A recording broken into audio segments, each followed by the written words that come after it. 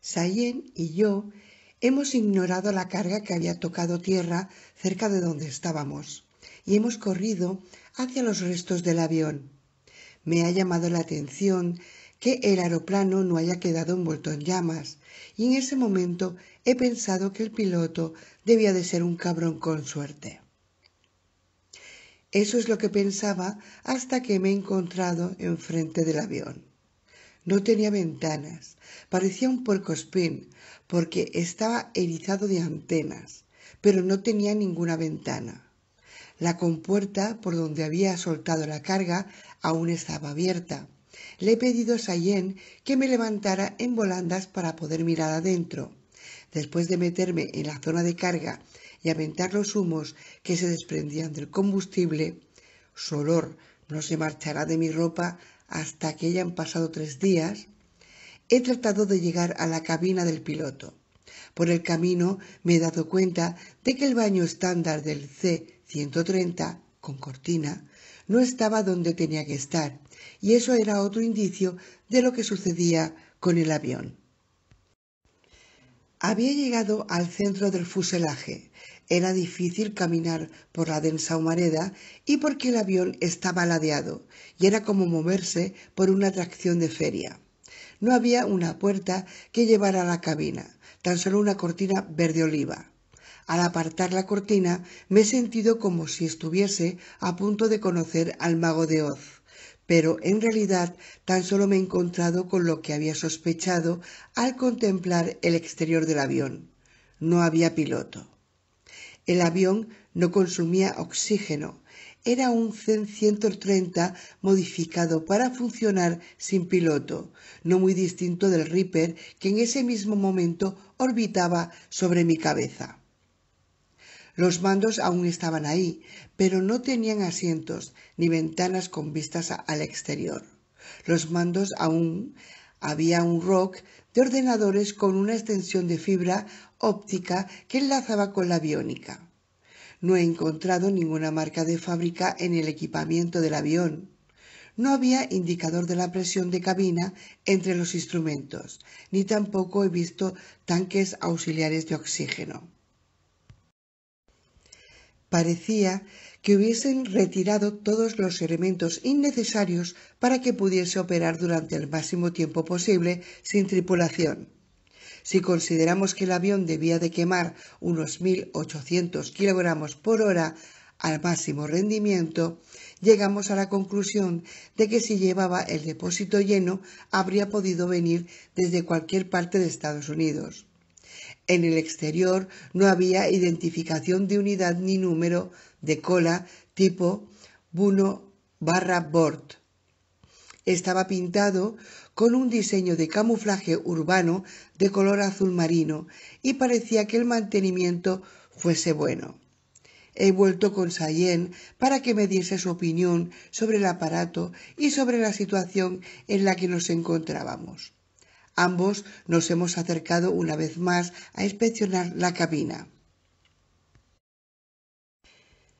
Sayen me ha confirmado que él tampoco había leído nunca nada sobre ordenadores conectados a la aviónica por medio de fibra óptica, ni había oído hablar de ello. La humareda empezaba a afectarme y me hacía olvidar una vez más las causas y los efectos. En el interior del avión estaba muy oscuro, tan solo había unas luces rojas que probablemente se empleaban para que el equipo de mantenimiento pudiese entrar a preparar su informe después de cada aterrizaje. He tomado unas redes que habían quedado en la zona de carga y las he transformado en escalerilla para poder bajar de la compuerta medio cerrada sin torcerme un tobillo ni hacerme ninguna lesión aún peor. Mientras bajaba por la escalerilla, el aire fresco de la tarde me ha soplado en la cara y mi cerebro ha empezado a recobrarse de los humos del avión. He contemplado con relativo aturdimiento cómo Sayen bajaba también. Al pensar en el choque, he comprendido que el estrépito había sido notable, así que no cabía ninguna duda de que tendríamos compañía cuando cayera la noche. Nos hemos montado en la camioneta y nos hemos lanzado a 160 por hora por la pista de rodaje, sin encontrar obstáculos en 1200 metros. Mientras regresábamos al lugar donde se había postado el paracaídas, hemos vuelto a hablar del avión no tripulado y de las implicaciones del siniestro. Hemos llegado al sitio donde se había posado la carga y hemos visto enseguida dos palés, uno pequeño y uno grande. Encima del grande había un vehículo envuelto en plástico. La única marca que se leía en el paquete eran las letras DARPA, siglas inglesas de Agencia de Investigación de Proyectos Avanzados de Defensa, grabadas sobre las piezas de metal.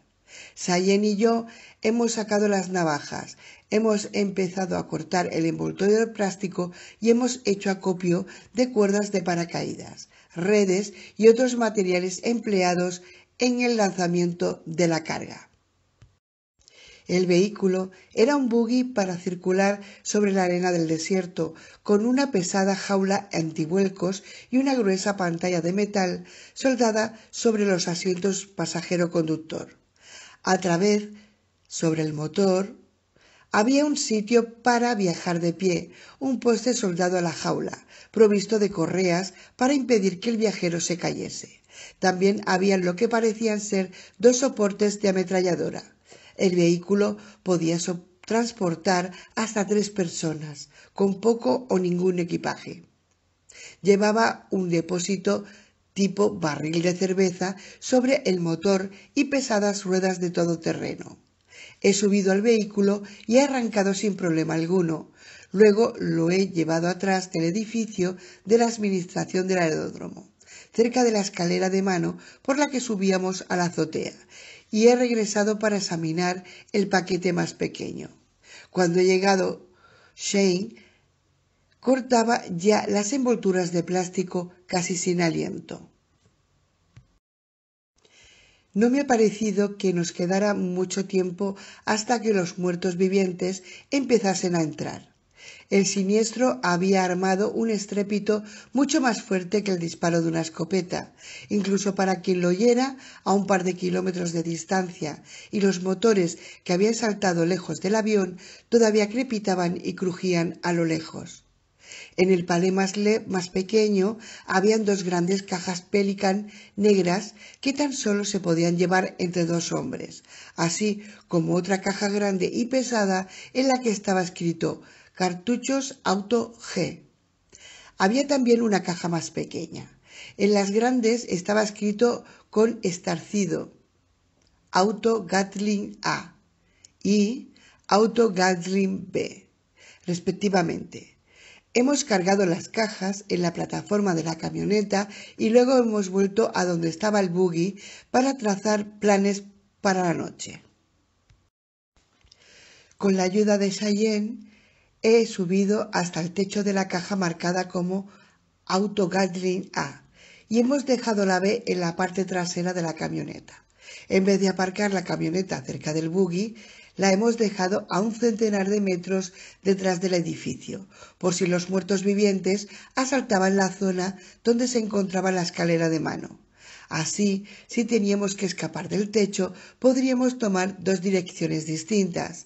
La caja más pequeña contenía, de acuerdo con las instrucciones que se encontraban dentro, un cortador Geiger de largas distancias que permitía efectuar mediciones desde lejos. El buggy está aparcado al pie de la escalera de mano, visible desde la carretera, pero la camioneta, donde se encuentra casi todo nuestro equipo, ha quedado más atrás disimulada. Después de subir lo más esencial al techo, comida, agua, recurso para guarecernos, armas, hemos abierto la caja Pelican para ver si merecía la pena cargar con su peso y tomarnos molestias por ella. En su interior hemos encontrado un arma que no había visto en mi vida. Parecía que Remoto 6 estuviese dispuesto a hacer grandes esfuerzos para proporcionarme todo lo que necesitase para seguir con vida. El arma era una ametralladora Gatling en miniatura, con sonido amortiguado, que disparaba ristras de cartuchos de pequeño calibre. Las instrucciones que nos habían enviado con el arma eran parecidas a las del láser del Reaper, explicaban su manejo, pero nada más.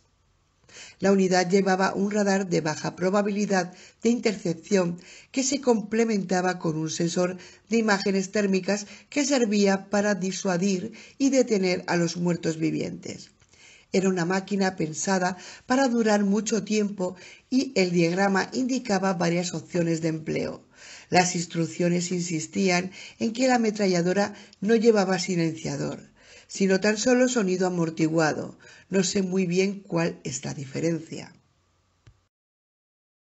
La primera opción consistía simplemente en abrir la caja y orientarla de la manera indicada por las flechas, y entonces pulsar el interruptor, al estilo de una mina antipersona direccional Claymore.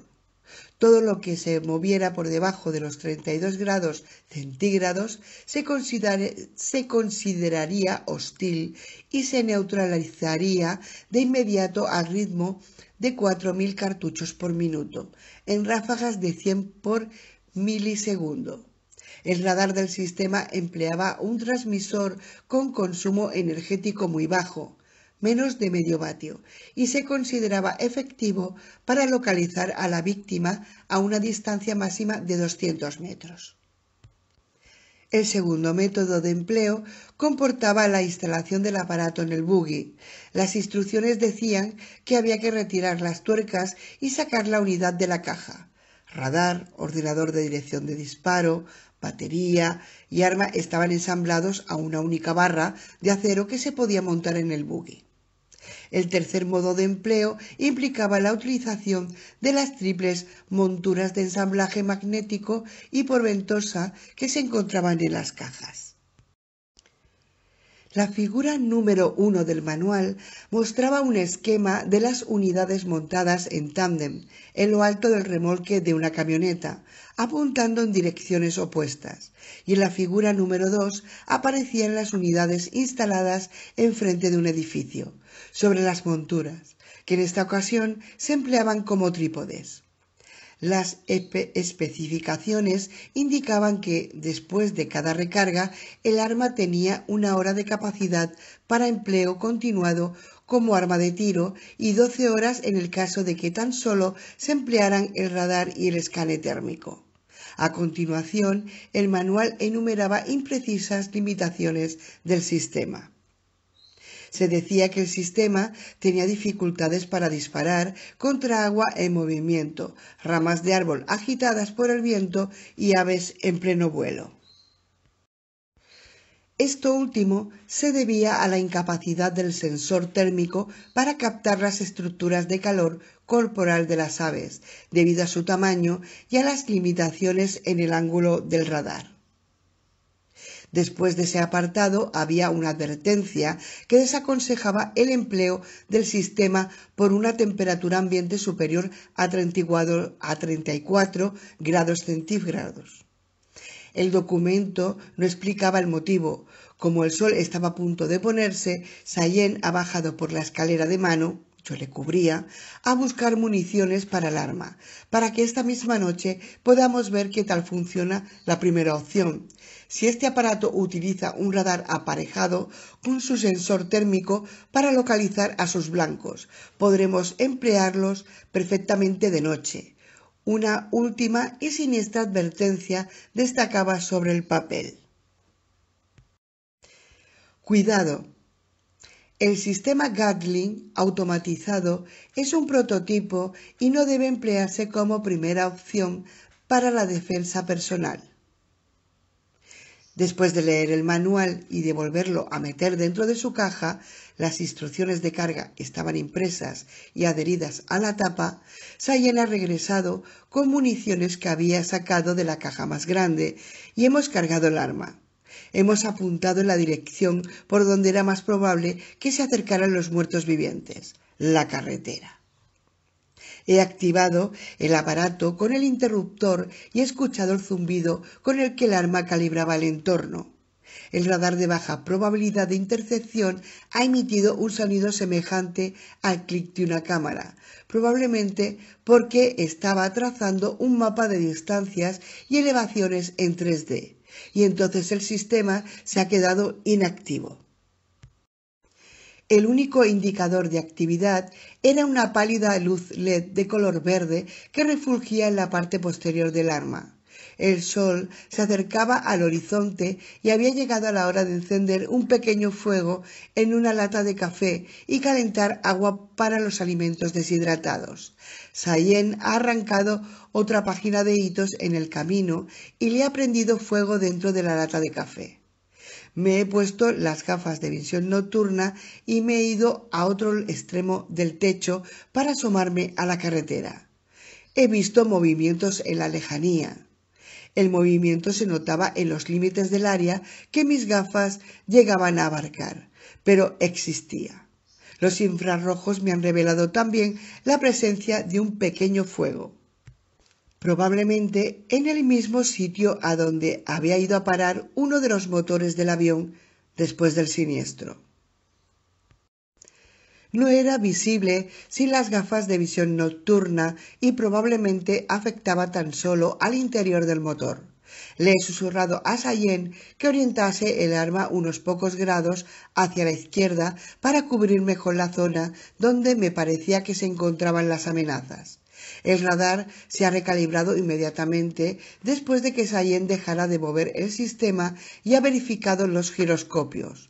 He vuelto a mirar en la dirección en la que me había parecido vislumbrar la amenaza, pero no he visto nada. Sayen me ha servido agua en la taza de la cantimplora y me he preparado la cena, sentado a la manera india, con las gafas de visión nocturnas levantadas hasta la frente. Sayen me ha preguntado de nuevo: ¿de qué te sirve ir escribiendo? ¿En qué te ayuda? Disculpa que vuelva a preguntártelo. No importa, Sayen. No me molesta que me lo preguntes. Es mucho mejor que hablar solo. En realidad, no sabía qué decirle, ni cómo responderle a su pregunta, así que he empezado por el principio y le he contado todo acerca de mi situación ventajosa y de cómo empezó todo. Le he dicho que me decidí a llevar un registro de lo que ocurría en mi vida porque tenía la sensación de que pasaba muy rápido, aunque todavía fuese relativamente joven en cuanto a edad. La última vez que hablé con mi abuela fue durante las vacaciones del año pasado. Era ya muy vieja y me encantaba hablar con ella y escuchar sus historias. Me dijo que cuanto más mayor se hace uno, más rápido pasa el tiempo, así que hay que hacer todo lo posible para que vaya más lento. El tiempo que pasamos aquí es finito, muchacho, me dijo. Se hacía mayor y yo, para mis adentros, pensaba que tal vez fuese la última vez que la veía. Terminamos la conversación con los recuerdos que yo tenía de mi bisabuela, su madre. Le dije a la abuela que recordaba que la bisabuela aún estaba muy lúcida pasados los 80 años y me contaba que había atravesado las montañas entre Fort Smith y Fayetteville en un carromato y que recordaba los tiempos en que los hombres entraban en las ciudades a caballo y llevaban la pistola al cinto. Murió el verano después de contarme cómo había sido Arkansas en los viejos tiempos de la frontera. Me ha parecido que Sayen lo entendía ya mejor. Ha comprendido que mi abuela quería que me tomase la vida con más calma para que fuera consciente de la propia vida y del vivir. Creo que ponerlo por escrito es el único vínculo que aún conservo con lo que fui y con lo que ella fue. Sayen me ha contado que echaba de menos sobre todo a su hermana. La última vez que se había comunicado con ella fue por correo electrónico, antes de que sucediera todo esto. Vivía en Pakistán con su marido y estaba embarazada. Sayen iba a ser tío. Me ha sonreído al decirlo y yo me he guardado mis pensamientos macabros y derrotistas, porque quiero que Sayen conserve un recuerdo cálido de su familia. Después de la cena, Sayen se ha quedado dormido y espero que esté con sus seres queridos en sueños. Apagamos las luces. 23 de octubre, 5 horas. El techo está cubierto de casquillos de bala. Anoche estaba tan exhausto que pensé que el sonido de las ráfagas era un sueño. Sayen me ha quitado de la cabeza las gafas de visión nocturna y entonces me he despertado con el sonido de las ametralladoras mini Gatling que disparaban sin cesar y con los casquillos calientes que me daban en la cara y el cuello. Sayen se ha puesto las gafas y se ha quedado ahí, escrutando la penumbra. Debía de ser las 3 de la mañana. Al cabo de unos 5 minutos de ráfagas a intervalos irregulares, el radar ha recalibrado los giroscopios del arma y el sistema ha quedado de nuevo en silencio. Le he pedido a Sayen que me pasara las gafas para poder ver a las víctimas del combate.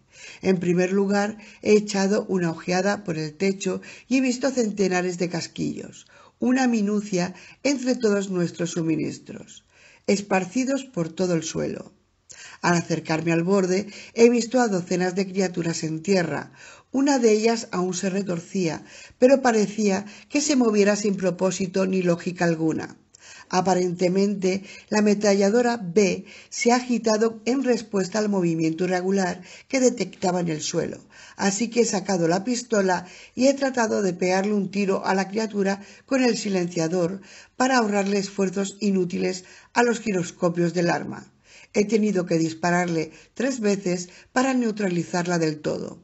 El grupo de muertos vivientes era pequeño, pero nuestros centinelas habían acabado muy rápido con ellos.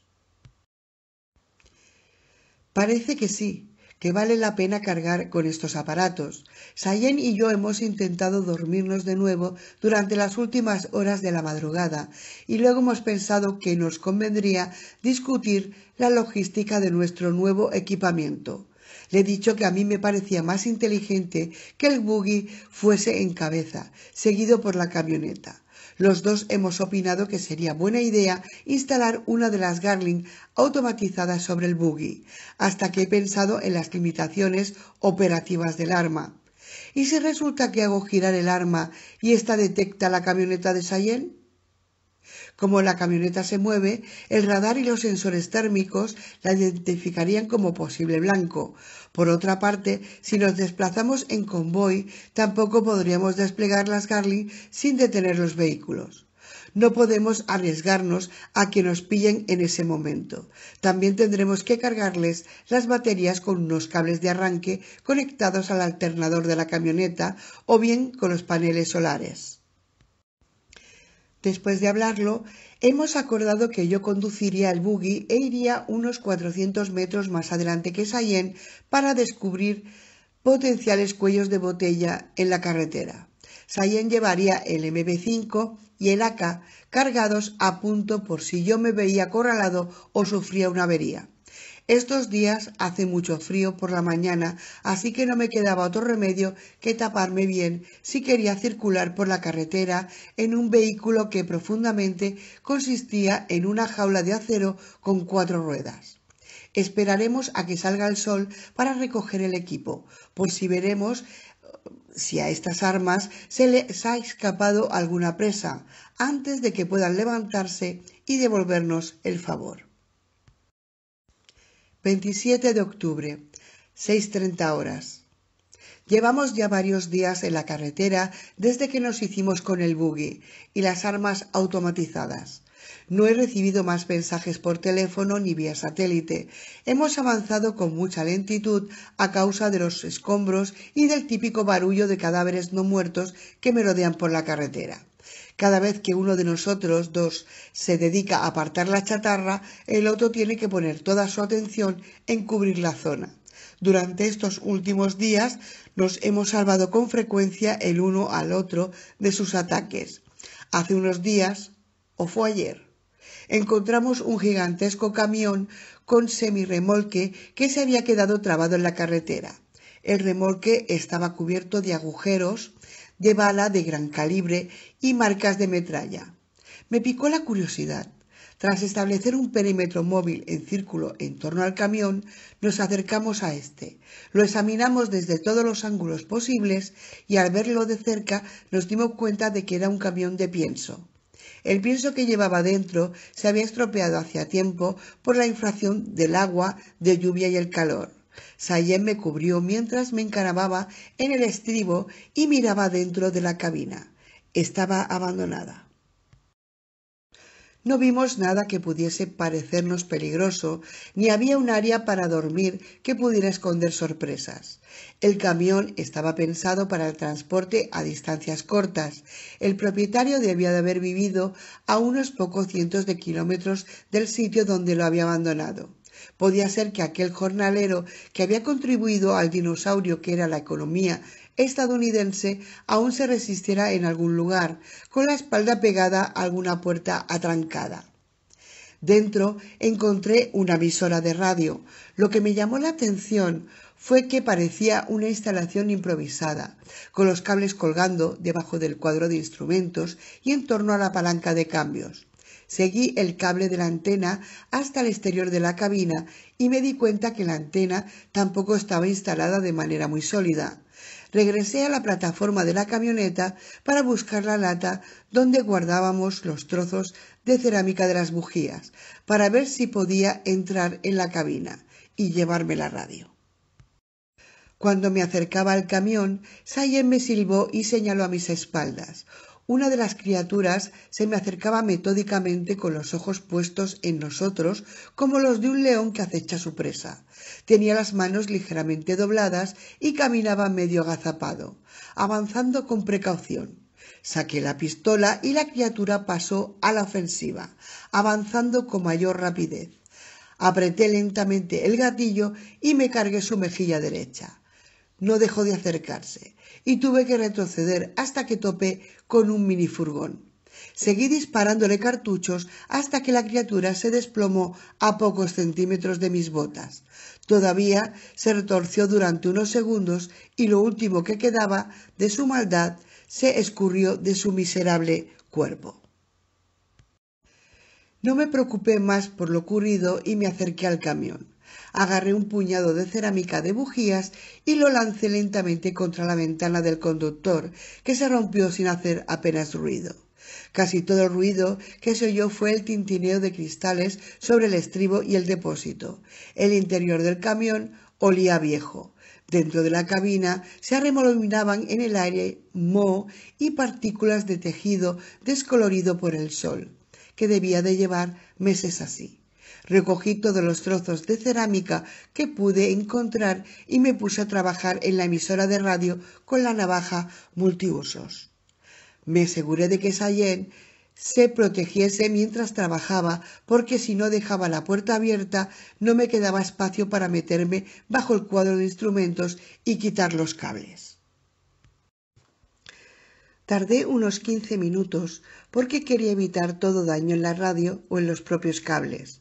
Al sacar la radio me di cuenta de que había otra debajo del asiento, con los cables originales enrollados alrededor.